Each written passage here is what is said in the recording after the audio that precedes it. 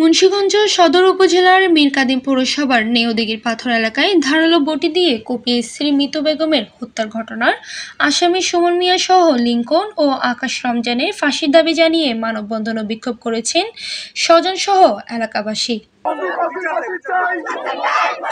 বৃহস্পতিবার 11টা থেকে দুপুর 12টা পর্যন্ত মুন্সিগঞ্জ প্রেস ক্লাবের সামনে ঘণ্টাব্যাপী এসব কর্মসূচি পালন করা হয়। এতে অংশ নেয় নিহতের সন্তানসহ কয়েক সহস্রাধিক এলাকাবাসী।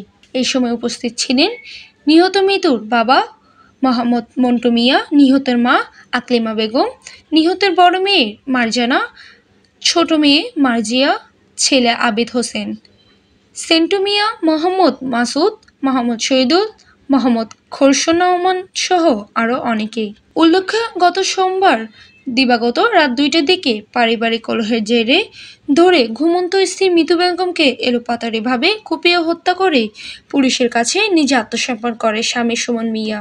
সে ঘটনায় সুষ্ঠু বিচার ও আসামির সর্বোচ্চ শাস্তি মৃত্যুদণ্ড দাবি জানিয়ে আজ মানববন্ধন ও বিক্ষোভ করে নিহত মিতু বেগমের স্বজন ও এলাকাবাসী।